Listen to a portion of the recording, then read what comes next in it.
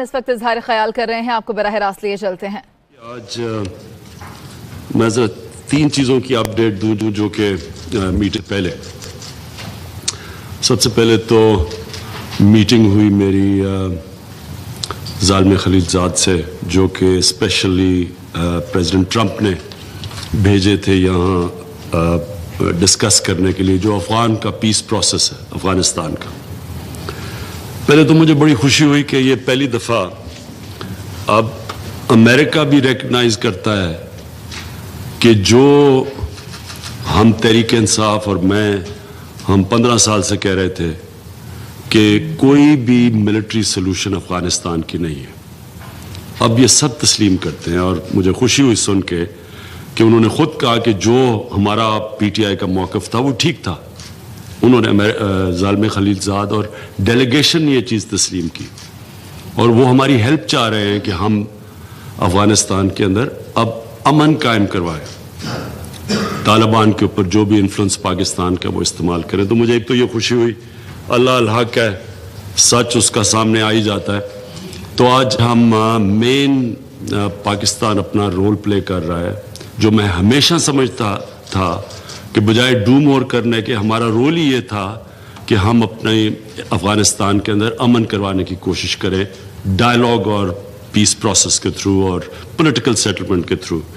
تو وہ انشاءاللہ ہم پورا زور لگائیں گے، اب کریں گے، اور پہلے بھی ہمیں کرنا چاہیے تھا، لیکن ہمیں ایک ایسے ملک کو ٹریٹ کیا گیا تھا کہ ہمیں ایڈ دی جا رہی ہے کسی کی جنگ لڑنے کے لیے۔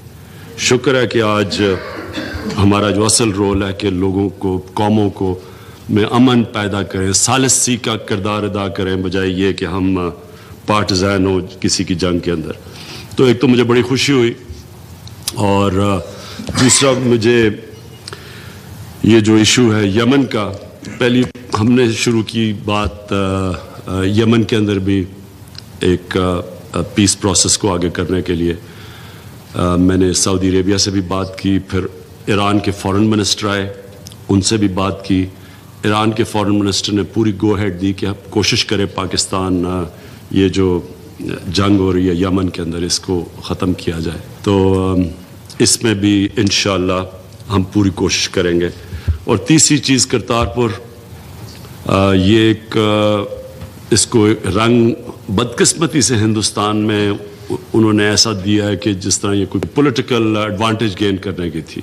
یہ ہمیں جب میری جو سویرنگ ان تھی ادھر، جب نوجوت سدھو آئے تو تب یہ بات شروع ہوئی، اور مجھے بڑی خوشی ہے کہ ہم نے یہ بڑے ساری گورنمنٹ آن بورڈ، ہم نے پورا زور لگایا اس کے اوپر، اور ایک ایسا ایونٹ کریٹ کیا جو ایک یہ نہیں کہ جو ہمارا فرض ہے، اور ہمیں آگے بھی یہ کرنا چاہیے کہ اگر کسی بھی کئی لوگوں کی سیکرڈ پلیسز ہیں، یہاں باقی بدھسٹ کی ہیں، ہندوؤں کی ہیں، یہاں سکھوں کی ہیں، تو ہمیں مدد کرنی چاہیے، ان کو آنے دینا چاہیے یا ان کے لیے فیسیلیٹیٹ کرنا چاہیے۔ یہ تحریک انصاف کی مینیفیسٹو کا حصہ ہے، یہ کوئی ہم نئی چیز نہیں کر رہے۔ اور مجھے بڑا خاص طور پہ سکھ کمیونٹی سے جو ہمیں رسپانس ملا ہے، مجھے بڑی خوشی ہوئی، کیونکہ وہ کرتارپور ان کے لیے جس طرح ہمارے لیے مسلمانوں کے لیے مدینہ ہے، اس طرح ان کے لیے کرتارپور ہے۔ تو وہاں بڑا ایک اچھا رسپانس کیا، اور ہم امید رکھتے ہیں کہ ہندوستان بھی اب آگے رسپونڈ کرے گا اس پہ۔ تیسری چیز جو میں بات کرنا چاہتا تھا وہ اکانومی کے اوپر۔ یہاں میں ایک بڑے مشکل سرکمسٹانسز کے اندر ہماری جو اکنامک ٹیم نے پرفارم کیا ہے، میں آج ان کو کریڈٹ دینا چاہتا ہوں۔ اس میں فائنانس منسٹری، اس میں کامرس منسٹری، انہوں نے پلاننگ منسٹری، ان سب نے بڑا رول پلے کیا ہے۔ بڑے مشکل سرکمسٹانسز تھے یہ، لیکن جو ہم اس سے نکلے ہیں، میں ان کو آج اسپیشل کریڈٹ دینا چاہتا ہوں۔ اور میں صرف آپ سب کے سامنے کہ اگر اتنے برے حالات جو انفارچونیٹلی ہمارے مخالفین پریڈکٹ کرتے ہیں، تو اس طرح کی انویسٹمنٹ تو نہ آئے پاکستان کے اندر اگر اتنے برے حالات ہیں۔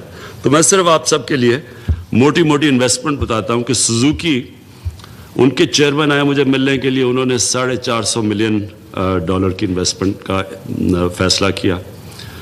کوک نے $500 ملین کی انویسٹمنٹ کا، پیپسی نے $400 ملین کی انویسٹمنٹ کا، एक्सॉन जो दुनिया में सबसे बड़ी गैस ड्रिलिंग एक्सप्लोरेशन कंपनी है, वो 27 साल के बाद पाकिस्तान में आई है।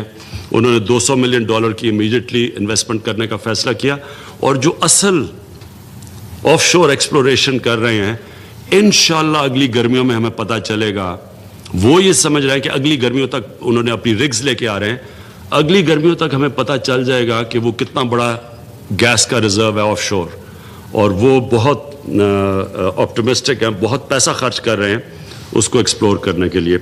और फॉन्टन के साथ जॉइंट पार्टनरशिप है पाकिस्तानी कंपनी की, उसने $400 मिलियन की इन्वेस्टमेंट फौरी करने का फैसला किया, और आगे जाके $900 मिलियन, और वो पहली कार मैन्युफैक्चरिंग कंपनी, यानी मुकम्मल तौर पे कार पाकिस्तान में मैन्युफैक्चर भी होगी, और टेक्नोलॉजी ट्रांसफ़र के लिए उन्होंने बाकायदा स्कूल खोलेंगे जो ट्रेन करेंगे हमारे लोगों को स्किल्स के अंदर। इसलिए तो मैं सिर्फ ये कह रहा हूँ कि ये हमारी इकोनॉमिक टीम को क्रेडिट जाता है कि इन मुश्किल हालात में उन्होंने इस तरह की एक एटमॉस्फेयर बनाया कि लोग आ रहे हैं इन्वेस्टमेंट करने, और असल में मुल्क तो इन्वेस्टमेंट से उठता है।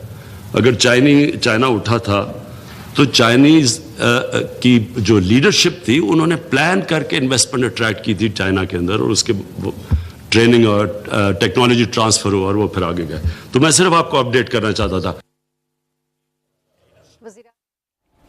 ये मनाज़र आप मुलाहिज़ा कर रहे हैं। वज़ीर आज़म इमरान खान वफाकी काबीना के इजलास में इजहार ख्याल कर रहे हैं। उन्होंने कहा कि मुझे खुशी है कि अमरीका भी अब रिकग्नाइज़ करता है कि पाकिस्तान तहरीक इंसाफ का मौक़िफ़ दुरुस्त है। हम चाहते हैं कि अफ़गानिस्तान में अमन बहाल हो, हमारा रोल डू मोर का नहीं था। अफ़गान मसले का हल फ़ौजी नहीं है, ये 15 साल से कह रहा हूँ मैं। ज़ल्मे खलीलज़ाद से भी इसी मसले पर बातचीत हुई। आपको बताते चलें कि वज़ीर आज़म इमरान खान वफाकी काबीना के इजलास में इजहार ख्याल कर रहे हैं, और उन्होंने कहा कि मुझे खुशी है कि अमेरिका भी अब इस बात को तस्लीम करता है कि पाकिस्तान तहरीक इंसाफ का मौक़िफ़ दुरुस्त है।